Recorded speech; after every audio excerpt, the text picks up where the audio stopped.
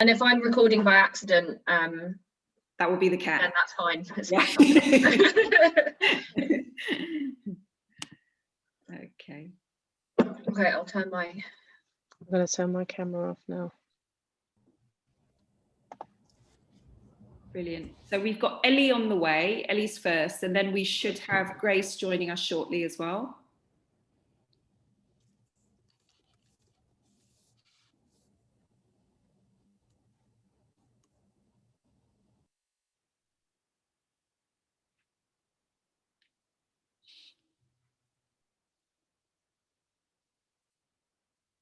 Okay. So 4 minutes to, I'm going to start. I'm going to hit the button for YouTube, Eve. Don't worry, I know you can't answer. Hi, Ellie. Hello. Welcome. Ellie, I don't think you've met Angina. Hello. The chair, our chair and host of today, and you obviously know Maria and Shivanjani as well, our artist. I'm going to sign off, but yeah, I shall be listening and enjoying it in the background. Thanks, everybody. Thanks so much, Louise.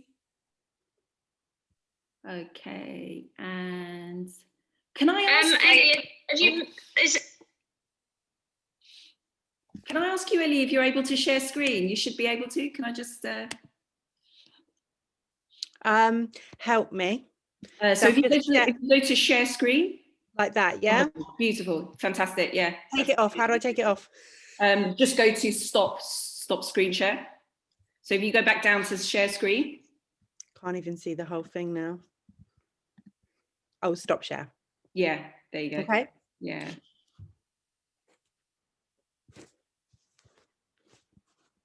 Did you have a look at those resources from Shivanjani? I did, yeah, I did. Aren't they? Yeah, definitely. I really like those. Yeah, really nice. I need to get back to everyone, just haven't had a chance yet. Okay. We haven't got Grace yet, which is just slightly worrying. So I'm hoping everything's okay then. What I'll do, what I will do is I will, while, okay, I've got a message here from Faiza to say that she's joining us shortly, and she's going to keep her video, so she'll be here, but we're going to see her video off and her microphone off until she's on at 10:40. But nothing from Grace yet, so I might just, while Angina is introducing, I might just send her a quick. I'll turn my camera off and send her a quick message. Darling, I'm here.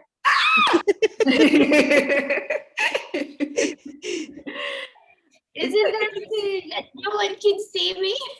You're there. How do you look like that at 5 o'clock in the morning? That's ridiculous. Because I figured I'm just gonna go straight into work. I'm not gonna even try to go back to bed. Oh, thank you so much. Thank you so much for being here. I'm gonna go. Should we all go? So we're 1 minute to. So should we all go mute and turn our cameras off, and leave Angina and Ellie? Is that good, guys? Yeah. Yeah. Brilliant. Awesome. So.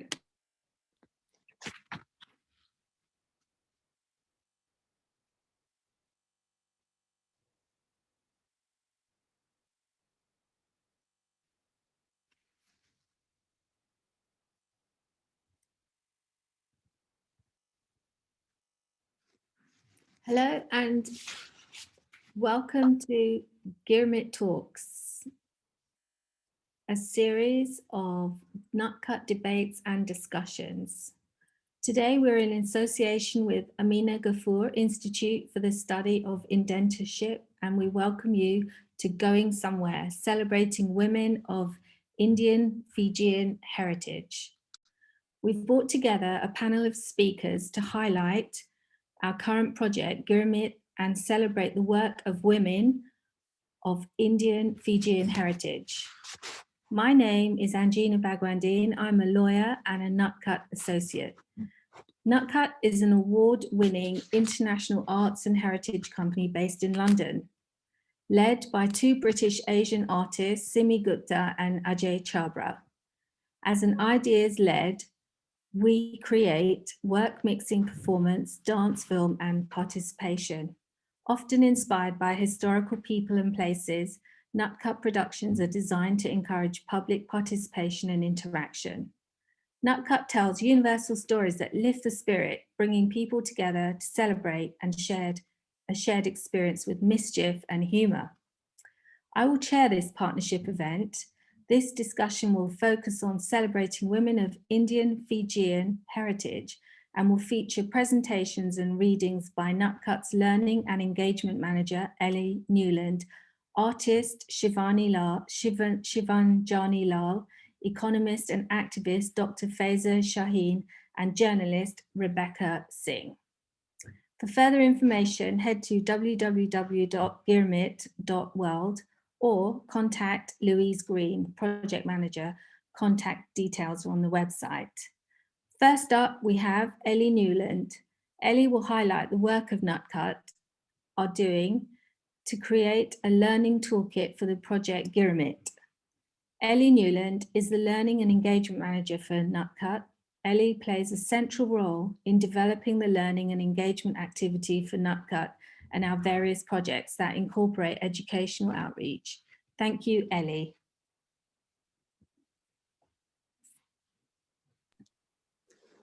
Thank you, Angina. Okay, I'm going to attempt to share screen, so hopefully this will go beautifully well. Bear with me. Hang on. Sorry. Share screen.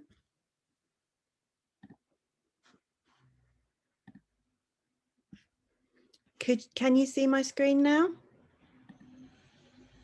We can see it. Thanks, Ellie. Yay! Okay, so I think I'm really just here to kind of introduce the project in a little bit more depth and explain what we've been working on. So I think this has already been covered, a little bit about who are Nutkhut, which you can see on the screen there, so I won't go over that. I'm going to keep my bit short. But one thing that we're passionate about as an organisation is uncovering hidden histories. So actually, this project that we're doing at the moment, Girmit, is the third in a series of 3 defining moments series. The first being Dr. Blighty in 2016. And I expect most of you recognise this building here, which is in my hometown of Brighton, which is the Royal Pavilion. And in 2016, I am not exaggerating to say that we pretty much brought the centre of Brighton to a standstill with these wonderful projections as part of Brighton Festival, which were exploring the role of Indian soldiers in the First World War. Obviously, thousands, in fact, over 1 million Indian soldiers fought in the First World War. And then several of them actually found their way bizarrely to this palace in the middle of Brighton, where they were treated, so it was kind of like a hospital for wounded Indian soldiers.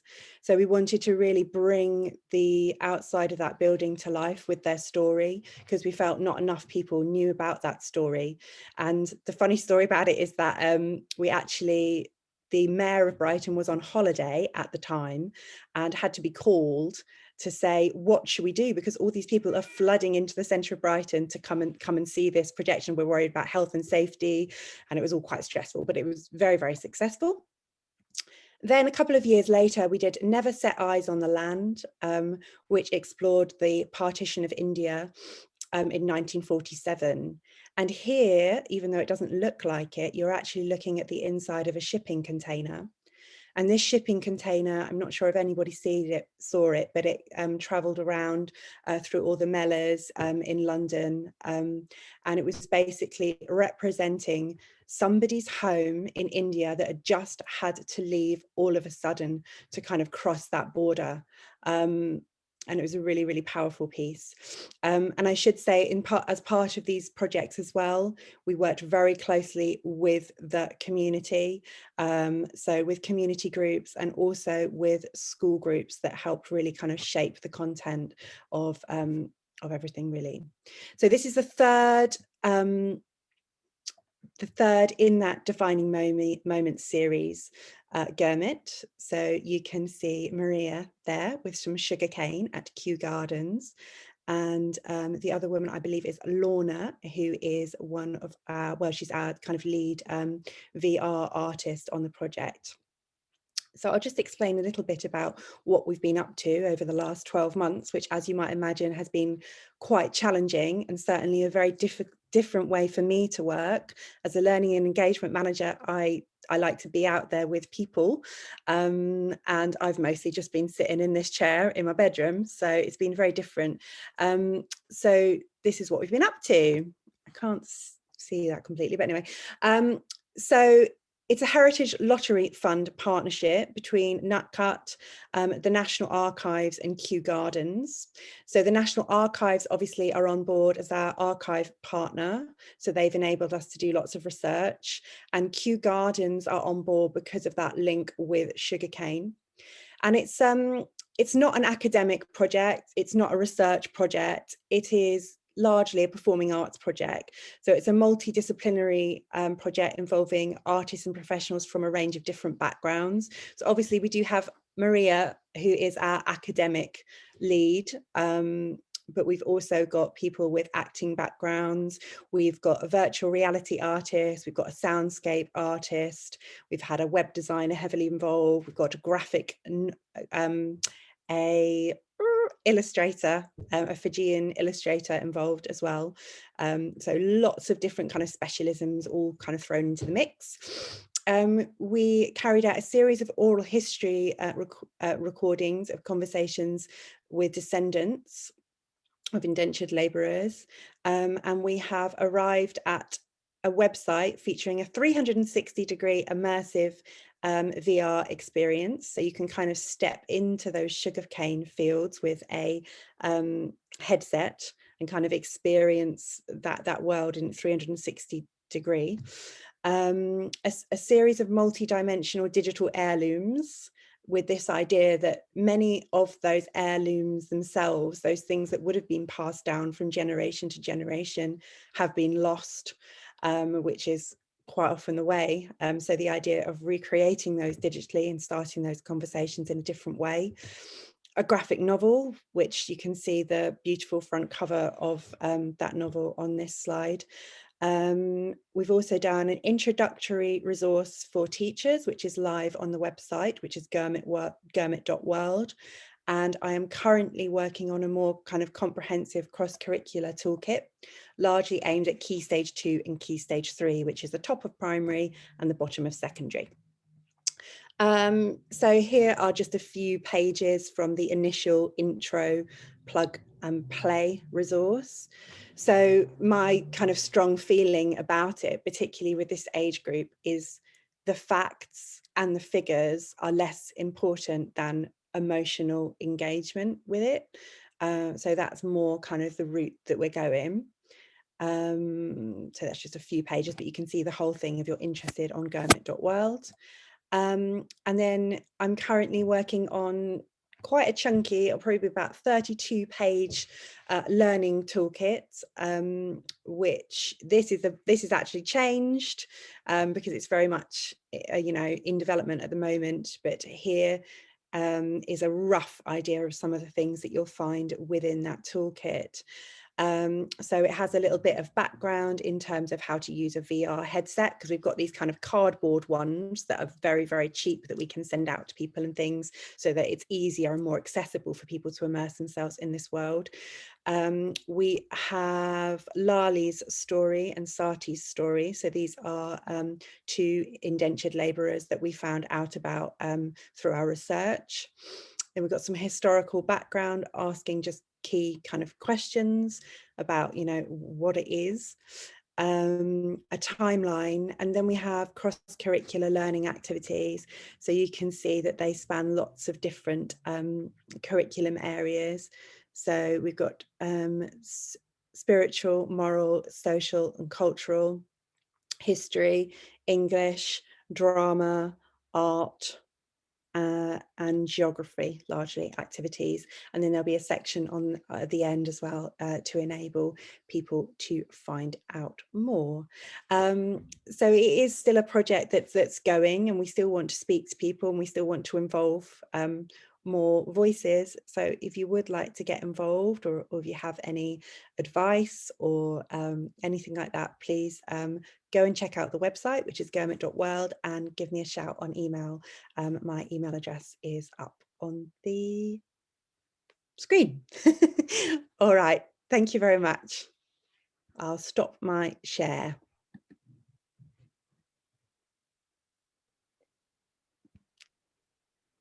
Thank you, Ellie. Thank you for that introduction. Thank you.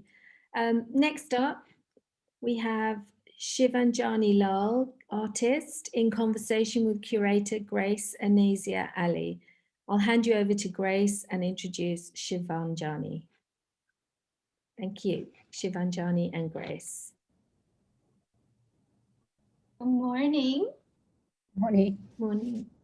Shivanjani, first let me just have a little fangirl moment with you and your work. It speaks to me as, of course, as a curator. It's so stunning and gorgeous, and really speaks to me on a very personal level as well. And for those of you watching, please go to Shivanjani's website and see these beautiful installation shots, particularly two bodies of work that I wanted to tell you that I'm just really, really struck by are Palwar and Yad Karo. And the ways in which you're using materials, Haldi and Masi, and the ways that you're thinking about your own family photographs as part of your work, which is a question I want to ask you later. But I was just really, really struck by those two pieces, and I just wanted to thank you for putting them out in the world and making them. They're really Oh, thank you so much. Like, I feel like Yad Karo and Palwar are very special to me. Like, Yad Karo was actually predominantly made in India when I was spending time there between 2017 and 2018. And it was one of the last works that I made in India. And I guess I was looking at the ships that moved across from India to Fiji. And so really Yad Karo is, well, I guess reflecting on Girmit history, but also Yad Karo was about asking this question, like, do you remember? And or can you remember? And also, like, the question was for audiences as well as for me. And I think, like, in many ways, I didn't grow up knowing much about Girmit history. I left Fiji when I was 2.5 years old. If anything, I connected to my family's farm. My Aji we still have a farm in Fiji, and we still go there on holidays.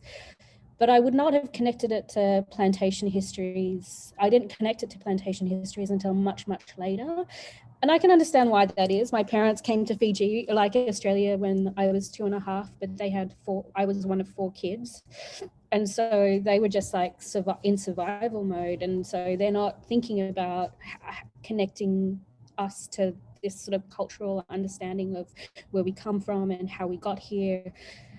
But I was always like really curious as to why we were Indian, but not like from India.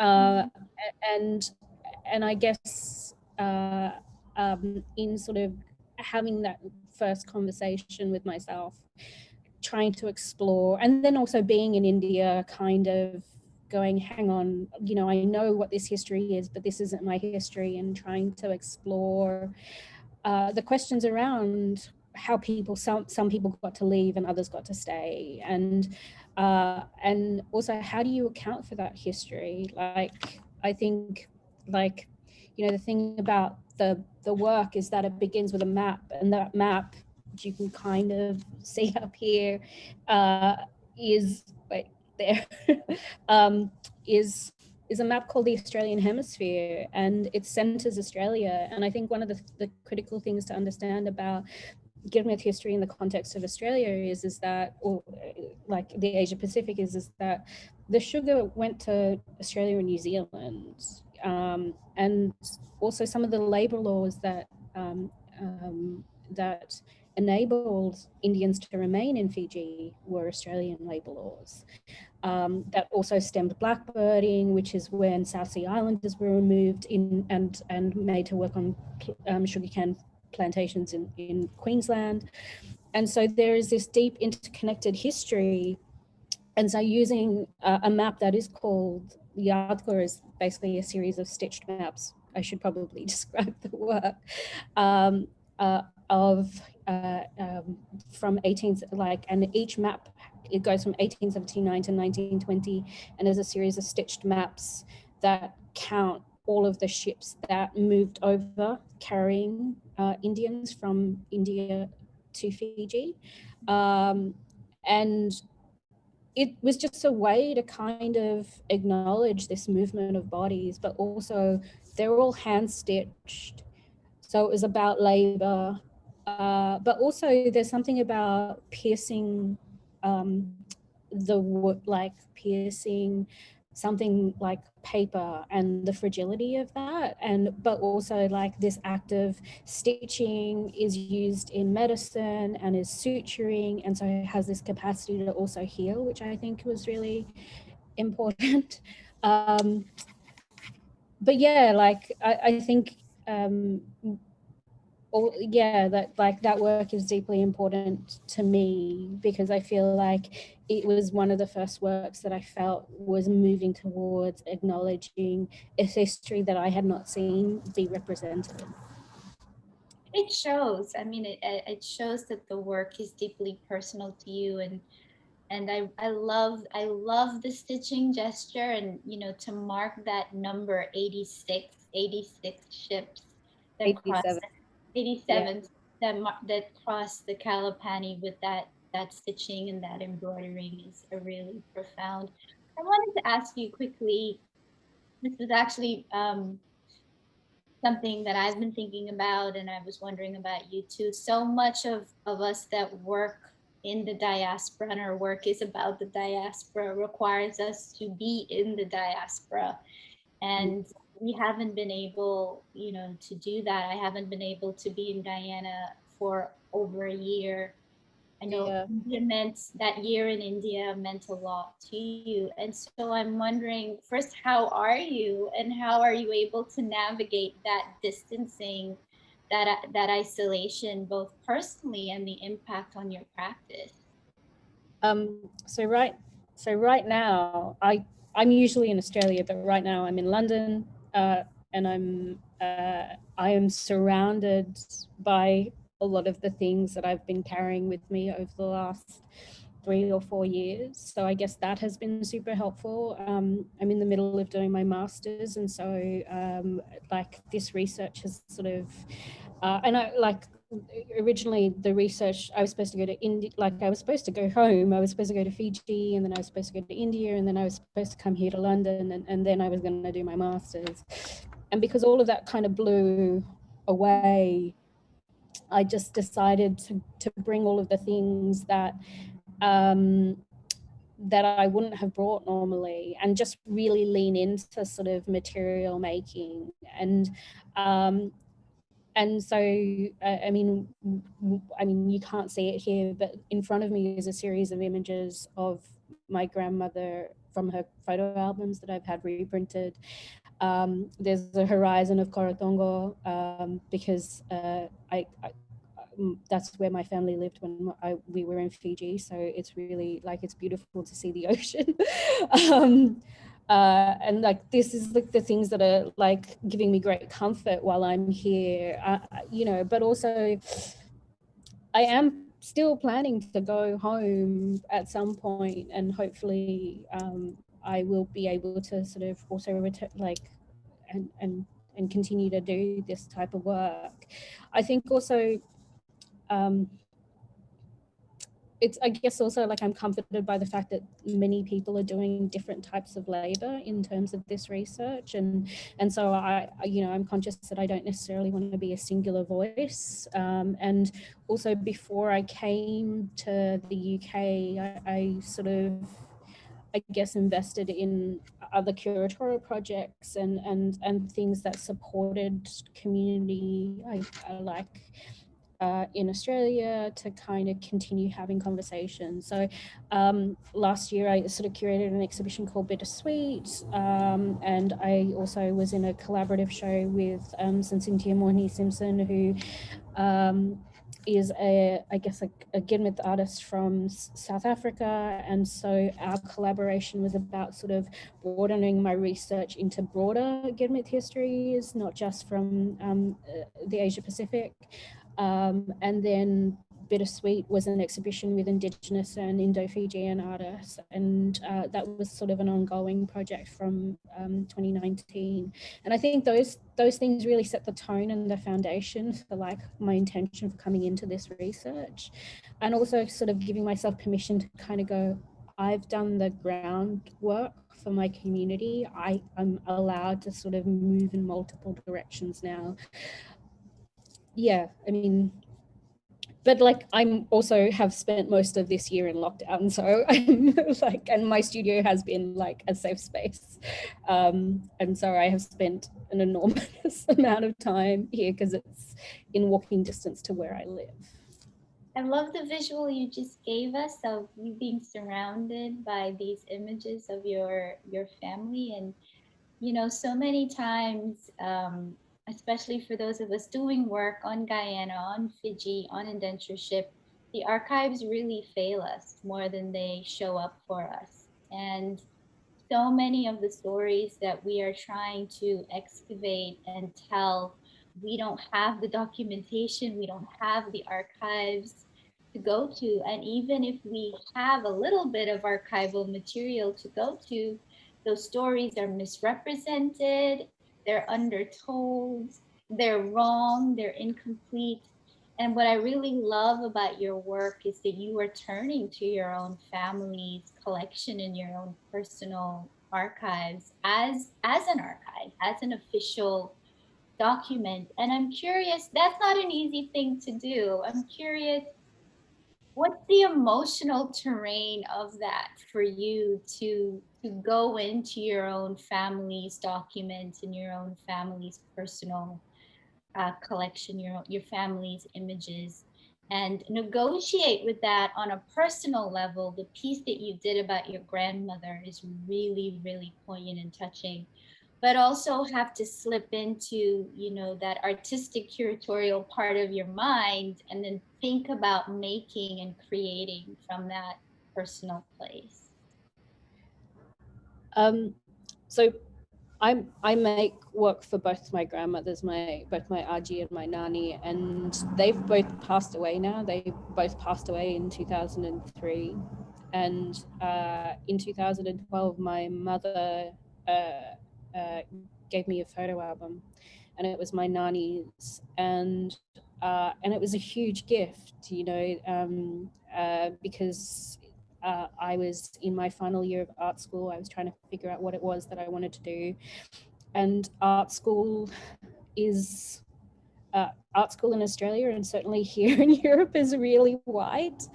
And I knew I wasn't making things that were important. I mean, I was making stuff and I was kind of happy with them, but I didn't feel connected to it. And I was really struck by this image, which is of my Nani, and it's the basis of the first video work that I made. And when I made that work, it felt like mine, you know, like it felt like a language that I understood, that felt like it honored her and my relationship with her, and it felt like it felt like I was coming home in many ways.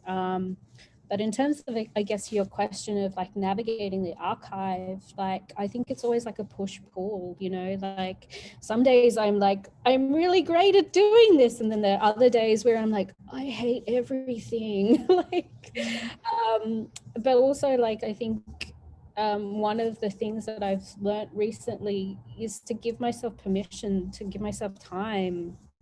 And also like, you know, this archive comes with a caveat of I don't get to hear who these people are because my mother doesn't know who they are really. And my nanny has been gone for a very long time now. And so while I have these incredible images and they're really beautiful, they come with the loss of the stories. And so for me, like there are some real critical kind of trajectories. My nanny and my nana were both teachers, and so weirdly there are images of her sort of going like in teaching college, I assume, but there's also like my nana in sort of like, you know, a very classical traditional teaching sort of school photo. So this, I think, will be one of the next bodies of work that I make from Girmit to teacher, because there is this sort of line or trajectory of Girmitya seeking education, or I don't know if that's the right terming, but like this use of education for betterment. And I'm super fortunate that these images reflect that. That knowledge, but it's still a learning curve. But I'm also really conscious that as an artist of color, like I like maybe I'm only allowed to make identity work, and I think there are times where I'm like there are times where I certainly want to rebel against that, but also like I'm really conscious that I'm one of the first people from my community who are doing this type of work. And so there is like a real responsibility to that. And I feel responsible for that, but I'm also really conscious that there are other people doing it, like Manisha Anjali, who's an incredible writer, Kashil Charans and Cynthia Mohini Simpson, who I've mentioned before, Shiraz Beju. All of these people are doing like incredible work in and around Indenture, and like Mohini Chandra as well. Like all of these people are doing amazing work, and I'm, you know, my responsibility is equally to make sure people understand that I'm not the only voice, but there is a multitude of voices around doing this type of work as well. You know, Shivanjani, when the archives fail us, one of the things that I know, I believe, one of the things I'm always trying to impart on my students is that embrace the questions, because there are times when the questioning is actually more important than the answers. And the questions actually reflect more about us, because it shows what exactly are you questioning and why are you questioning that. And so what I found is I just move the questions to the forefront. I may not have the answers, and the archives certainly aren't going to give us the answers. So I just elevate the questions, and the more questions I think to use as the foundation for the making and the creating, I know that's always served me well. But it's so important that we elevate those questions and we respect those questions. Yeah, like definitely. And I also think about how can these questions seed futures, you know, like how can they open up the horizons for us? I think sometimes some of the questions I have for myself personally about just using this personal archive is that what does it actually show of my relationship to Fiji? And so I've actually started taking Polaroids every time I return. This becomes my own archive. We have a farm that's in Fiji at the moment that is sort of slipping away from us, and I'm really conscious that at some point this space will no longer be a place that I can go to with confidence. And so I'm collecting images, but I'm also trying to make images, because I think there's a real impetus for me to kind of create my own archive and have a responsibility for that. And also like Fiji is changing, and so like how do I respond to that? I when I was there last 2 years ago, my uncle, my mama was on the side of the road in Bar just trying to grab a ride, we weren't supposed to see him, but we picked him up, and he was kind of shocked, but he was excited to see my mum, and he was on his way to FSC, Fiji Sugar Company, and he started sharing a story that really I still think about. And he was like, you know, he's a cane worker, but none of his children want to be cane workers, which is like totally allowed, like it's a reasonable thing. But then there was this moment where he was like, but I just don't know what's going to happen next. And I realized in that conversation and him saying that in his parting, there will be a history that disappears. And for me, it made me realize that in focusing too much on the archive, we miss this contemporary moment as well.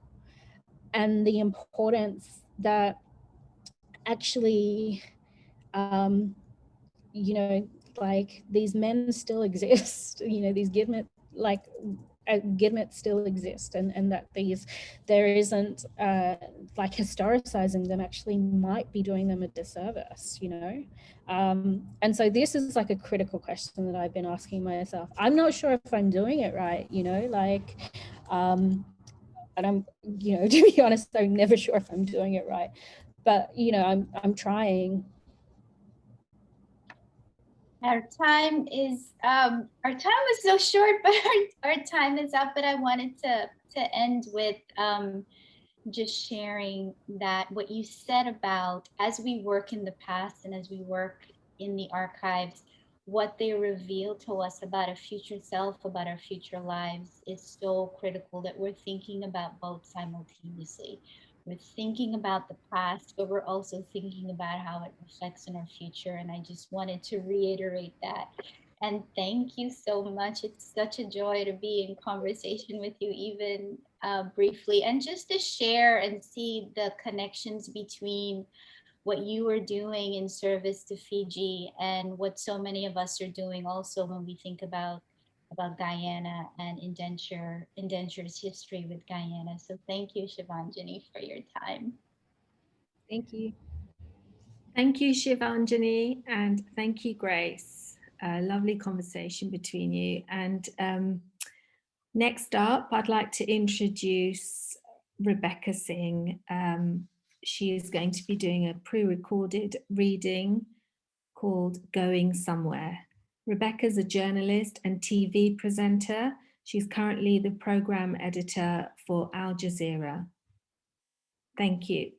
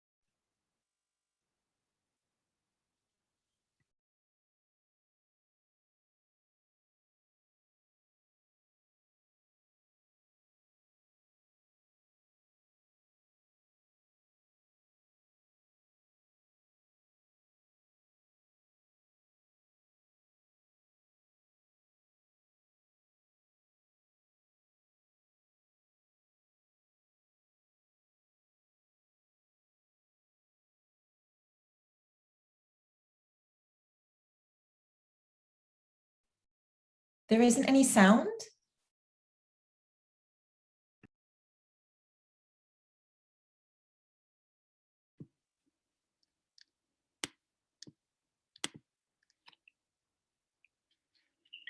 Hi there, everybody. My name is Rebecca Singh, and I'm very sorry I wasn't able to join you today live. I've had to work, unfortunately. But I just wanted to wish you all the very best for today, and maybe one day in the near future we might be able to get together and meet properly.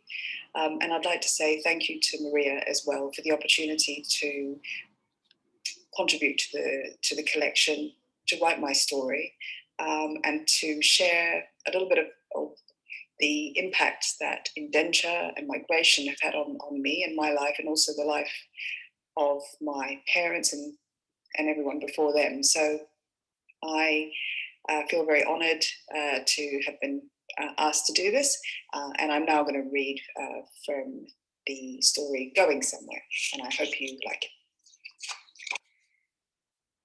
The Piccadilly line during a pandemic, usually heaving with people, but today I'm the only person in the carriage, which is rocking gently back and forth, empty seats bearing silent witness to an unprecedented time.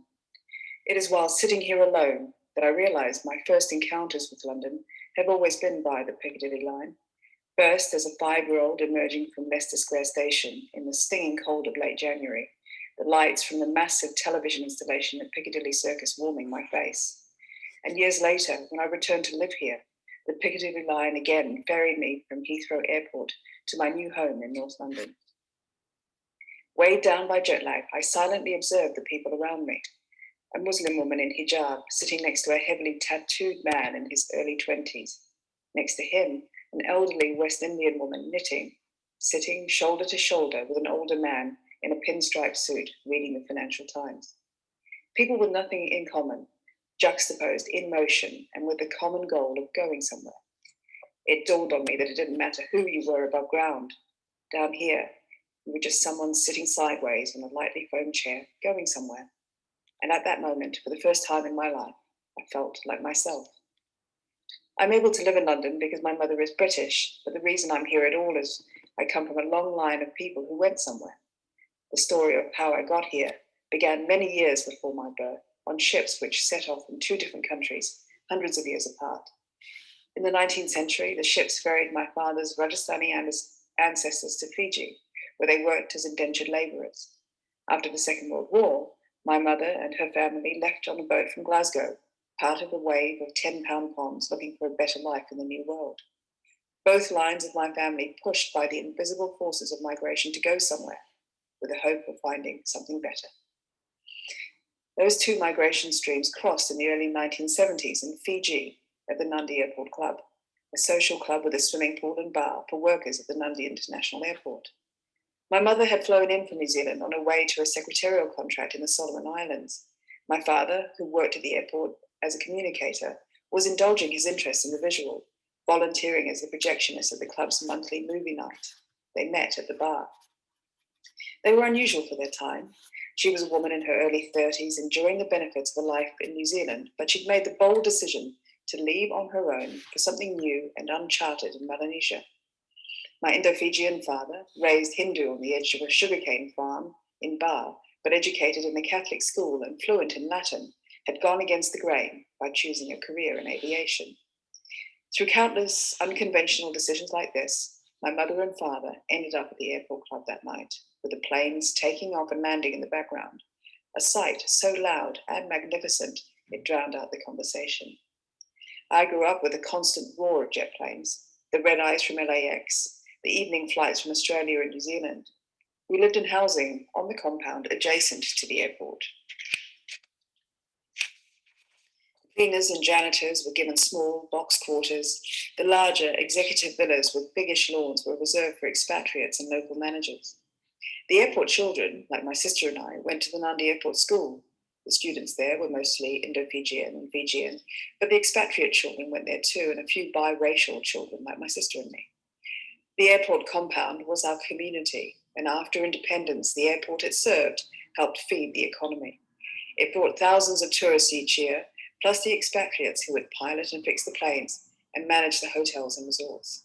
And it was the airport that reminded us that despite our incredible isolation, Fiji was still connected to the world. Quite often, very important people would come to visit, people like Prince Charles and Diana. My classmates were given the honor of welcoming them, We stood on the tarmac clutching wilting flowers and cheered as they came out of the plane. Another year, it was the Concorde that graced us with its presence.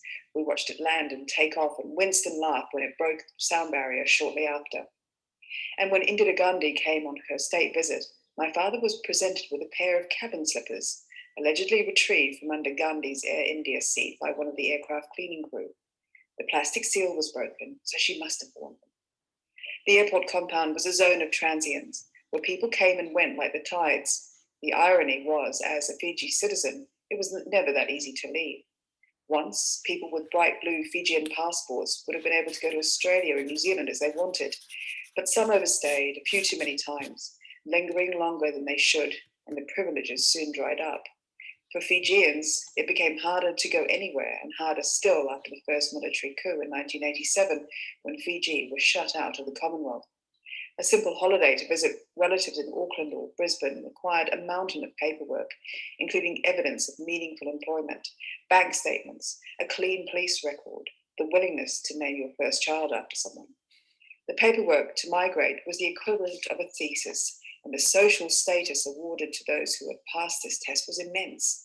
Hundreds of people would show up to see off a single family. To have got as far as the check-in desks was in itself a victory. As a family, we left on those planes perhaps more than others. Through his work, my father had forged friendships with people all over the world. He was part of a Pacific wireless network that allowed us to meet people from Papua New Guinea to Wellington, and he travelled a lot because of his work in the Union and Rotary. My mother's family was in New Zealand, and she worked for travel agents and private companies that served the airport, a perk of which was sometimes reduced airfares. But aside from that, most of our holidays were in places taken straight from the pages of tourist brochures, at the grand resort hotels on the Coral Coast, but only in the down season, when they offered locals special reduced rates. These long weekends away were filled with the all-inclusive activities of the sea, snorkeling, kayaking, swimming to the pontoon and back, and after we would comb the shore for signs of life. Electric blue starfish, porcupine-like sea urchins, shy hermit crabs which only emerged from their borrowed shells if you whistled. As idyllic as this was, I sometimes felt a bit like the hermit crabs, occupying a space that was not mine, and nothing made me feel more like that than dinner at the hotel buffet. The walk to the buffet was delightful though, through modernist walkways and corridors which were adorned with underlit palms and rubber trees. But once in the dining area, the truth was always the same.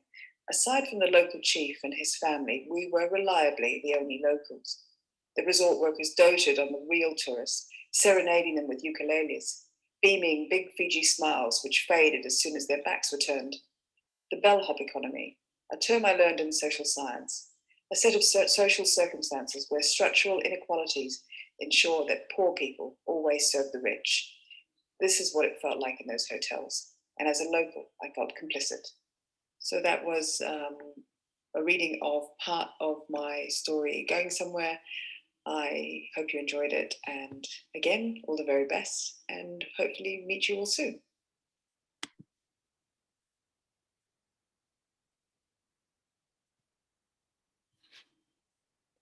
Thank you, Sarah. Sorry. Thank you, Rebecca. That was very interesting. Thank you. Our next conversation is between Faiza Shaheen and Maria del Pilar Caledine. Faiza is an economist, writer, activist, and commentator, and Maria is an associate fellow at the Institute of Commonwealth Studies in London, working on the system of indenture in Guyana. Thank you. Over to you two. Thank you. Hi there, Faiza. I think you're going to read, you're going to treat us to a little bit of your piece first. Is that right? Yes. Hi, Maria. Hi, everyone. Hi, see you. Nice to see everyone. Okay, great. I will just read the first page. So the piece is called Fiji and the Fight for Belonging. I was 22 years old and I had never been to Fiji, the country of my father's birth. It was a country he spoke about constantly, filling our childhood with stories of how, as a boy, he would climb trees to get fresh coconut, swim in the calm blue sea, and walk to school without shoes. The latter story was a segue into telling us how lucky we were. The former stories were to remind us how lucky he was. He would never miss an opportunity to tell us how dull this island of Britain was when compared to his Fiji Islands. And while we, as proud Londoners, would try and defend our home, we were also captivated by my father's memories of what sounded to us like a fairy tale, a place we couldn't even imagine, let alone believe we had a hereditary link to. We knew we couldn't compete with Fiji. Despite his constant gloating about his magical childhood home, my father had never managed to pull the funds together to take my mum, my siblings and I. And by the time I was a young PhD student, I had enough of waiting for my father. I sensed it may never happen if I didn't take matters into my own hands. Besides, the biographies of Black and Brown Britons I had read led me to believe that I wouldn't fully understand myself until I understood the countries from which my parents had originated. I had at least visited my mother's place of birth, Karachi, Pakistan, but Fiji was a mythical faraway place which I could claim no experience of. Every time I said I was half Fijian, I would feel like a fraud. I had to do this. It was my coming of age trip. My scholarship money would give me some spending money, and the around the world ticket from the student travel agency known as STA went on my credit card. It took years for me to pay it off, but of course there were no regrets. Paradise is priceless. Since this trip, I have only been able to visit Fiji one more time, but in traveling the miles between London and where my dad lived in Suva, I also made a spiritual and political journey. I connected the dots between the British Empire, my life, and the political ideology of the UK today. Fiji is very much part of my politics. I, like so many children of immigrants, battle for belonging in the UK, a country that erases our history and tells us to be grateful about that erasure. Fiji has come to symbolize so much that I am angry about: the lack of acknowledgement of Britain's imperial history, of why people like me are in the UK, or the responsibility it has to the rest of the world because of its historic role in driving poverty, inequality, and environmental degradation, as well as in dividing populations, drawing borders and pitting groups against each other, generating centuries of conflict. Talking about Fiji for me is not just about fighting for belonging here in the UK or telling my ancestors' stories of exploitation. It is about recognizing this history and connection so we can right the wrongs of the past through the UK's policies in the present. The past must be written into our approach to immigration, development, and climate justice today, as well as our understanding of British and global community and interconnectedness. The battle for recognition of our intertwined history and the rights of Fijians in British society is a painful but necessary one. If we, the few children of Fijian immigrants that have the familial memory of indentured labour, fail to take a stand now, the truth will be buried for good. Faiza, thank you so much for that beautiful reading, and thank you so much, not just to you, but to Grace also, because you've both got up at silly o'clock to join us from New York. I hope that the two of you are going to have a chance perhaps to meet up as you're both in the same city. Thank you so much for that. I loved reading, that was just an excerpt of your piece, but I loved reading it. I particularly loved the way you traced throughout the chapter your relationship with your dad, and how his history, his heritage influenced you. And I wanted to ask you if your dad, because you kind of portray this idea that he was ambivalent about Fiji, and I wanted to ask if he ever spoke to you about indenture and colonialism in Fiji. He did. So my dad was a very kind of politically minded. He was a car mechanic and had experienced lots of racism in coming to the UK, but he also had this very big interest in following different struggles, often around race and racism around the world. And he did speak about our history quite a lot. And I think that's probably why I always felt so confident. He made out that we don't ever feel like you that you should question your belonging here, because ultimately we have been paying taxes to this country for centuries. And he did speak about indenture, although I didn't know a lot about it until later on in life.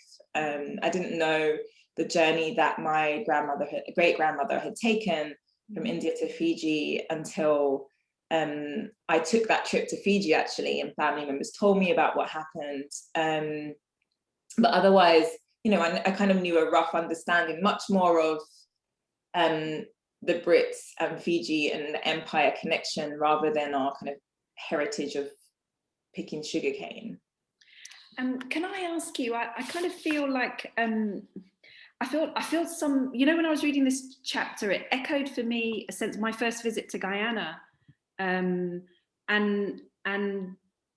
I like you, I kind of had to be the instigator of that trip. My dad eventually came back with me, but what it reminded me of, the way you spoke about this desire or this need to return to understand yourself, I remember coming back and feeling a sense of rootedness that perhaps I didn't have before. Was it the same for you after that first visit? I know you've been back subsequently, but did you feel more of a sense of belonging? I know you understood that history of empire and colonialism, but did you feel more of a sense of belonging here, having gone there? Yeah, I felt more entitlement, I guess. Like my dad had always told us, but I think I just felt more entitled to be in the UK and got more irritated by there's something that happened to me. So I ran against the ex-leader of the Conservative Party, Ian Duncan Smith, in the elections in 2019, and in a seat that's always been Conservative. And it was really interesting because people would write his name on my Facebook page and say, vote Ian Duncan Smith, and then put a Union Jack.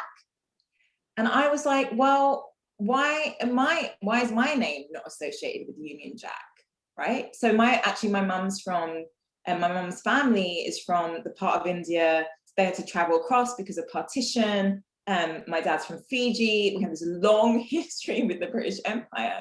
The Union Jack is still on the Fijian flag. And yet I'm not allowed to use this, but I would reply back and say, vote Faiza Shaheen and put a Union Jack as well, because I was like, well, no, you're not going to discount me from that. So I do think it was, like I said, I think it just really was quite formative for my politics, to go there and to understand more of the history.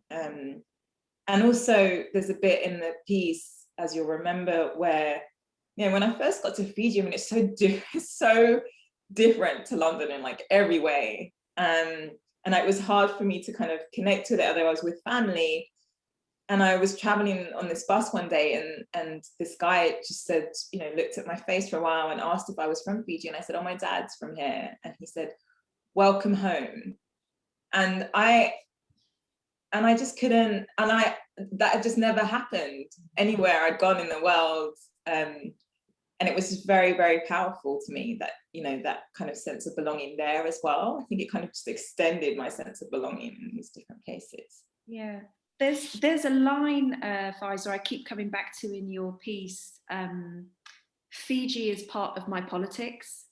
And I take from that not just Fiji's past, but Fiji's present. And by that I refer to the vulnerabilities around climate change, that's also one of your concerns.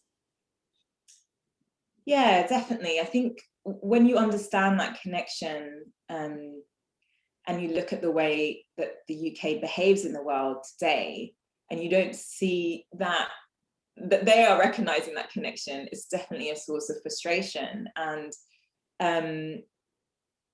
the UK owes the rest of the world in lots of ways. And I think through climate in particular, which of course the global south is not, climate crisis hasn't created, is now having to live through it and worry about livelihoods in their homes. How does the UK then act? What does it spend its money on? How does it connect to Fiji? And so, yeah, it does. I think it just sort of gives you this lens by which to judge UK policy. So I work a lot on policy, and the way in which I've been in forums where I've watched the UK effectively block efforts to address issues of tax evasion and illicit tax flows from the global south to the west. And it's just, it just makes you very angry in light of that history. Yeah. I kind of want to just take you back to the piece, that the part that you wrote in your piece about your journey in Fiji on the bus, and kind of this idea of belonging. And I want to ask you how you feel, because you've recently you've recently moved to New York, you've got a position there, and I wondered how you kind of feel about, because when I have spent time away from the UK, it's changed dramatically my relationship with England. And I wonder, just as a final question, how you kind of feel from there, looking over here now, if you feel more of a sense of belonging to the UK, living now in a different country. Yeah, it's interesting, isn't it? Because in a way it makes me feel more British, because people always pointing out my accent, and I got told off for saying something about I think I said something about, oh, they would grass you up, and someone was like, can you speak American? What are you saying? What does that mean? Yeah, I do. I have a very strong like London identity, but you know, I've been in New York for a little while for work. I think, yeah, it can make you feel more of a sense of belonging, but it also, you know, I kind of partly came here because I was so involved in the UK, and it was in terms of the politics, and it was just, I found it increasingly stressful. Sure. And coming here was to just get a little bit of distance and to be able to see it from here. But it's only really, you know, I thought it would give me some context and, you know, be able to put it in context, but it actually has made me feel a bit worse about the direction things are going. But it also reminds me that, you know, I have a role in trying to change that.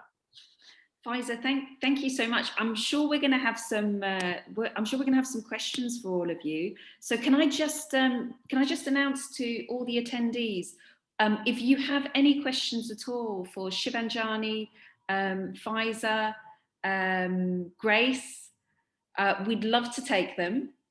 And what I can set, so I've got a Q&A box here. So if you just pop your questions in my Q&A box, we would all love to kind of hear from you. While I'm waiting for those, if you don't mind, Faiza, I just wanted to ask you another question. Because Grace was talking about fangirling earlier on with Shivanjani, and I am your fangirl, and I have tremendous admiration for you, and oh my gosh, is my Gina Miller, how could I forget her name? It's my countrywoman. And I see you both kind of in the public eye and on TV, so well presented, so calm, and dealing with, I know that you both deal with some really unpleasant trolling on social media.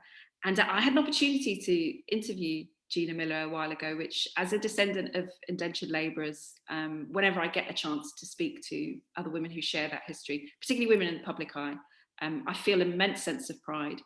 And I asked her I asked that, you know, in view of the fact that you do have these experiences, and you do both get a lot of racism directed at you, I wonder, what does self-care mean for you? How do you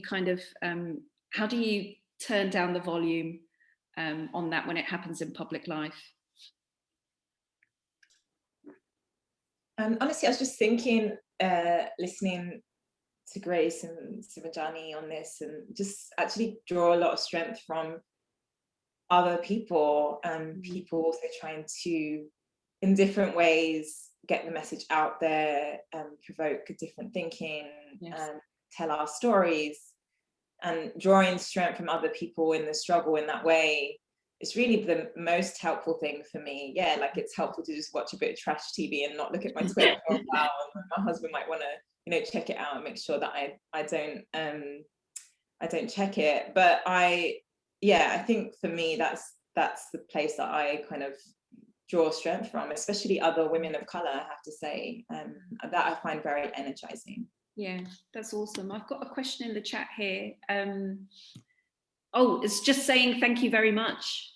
Thank you so much for these wonderful presentations.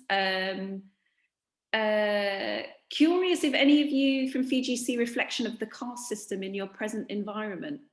Does anybody want to take that? Or anybody interested in?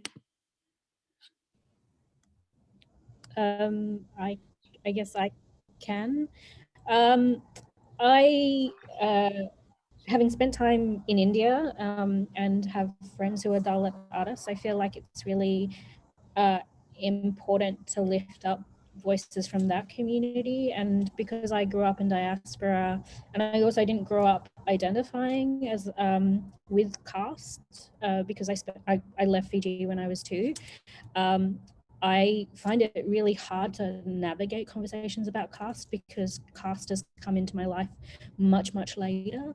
So I think for me, prioritizing people like Kirtika Kane, Yogesh Balva, I'm working with a really wonderful young Amol K. Patel, like these are people to be championing. But in the context of Fiji, I do know other people who are looking into that a little bit more. But like it's a bit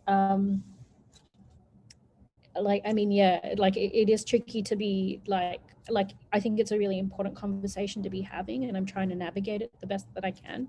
But it's also like it's like I you know, like I'm also a very privileged person who's like managed to like move through the world in a very different way to how I would be if I was still attached to a type of caste, if that makes sense.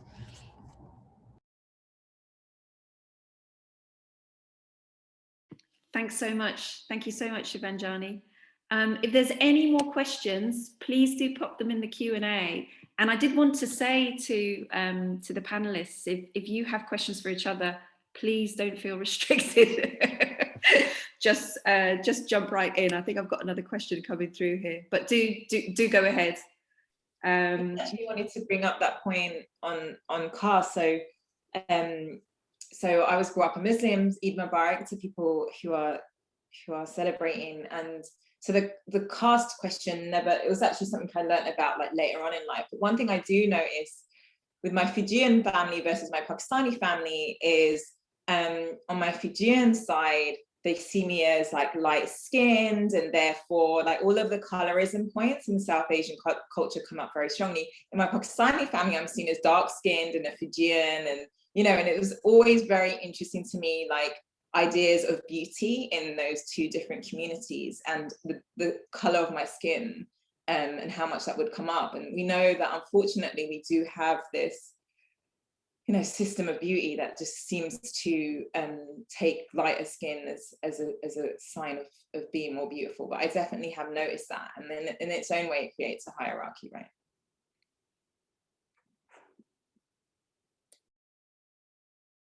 Sorry, you've got some lovely feedback, ladies, that's coming to me in the from the attendees. So I'm going to save that. I'm going to save that for you. And I've just got a couple last questions in the Q&A.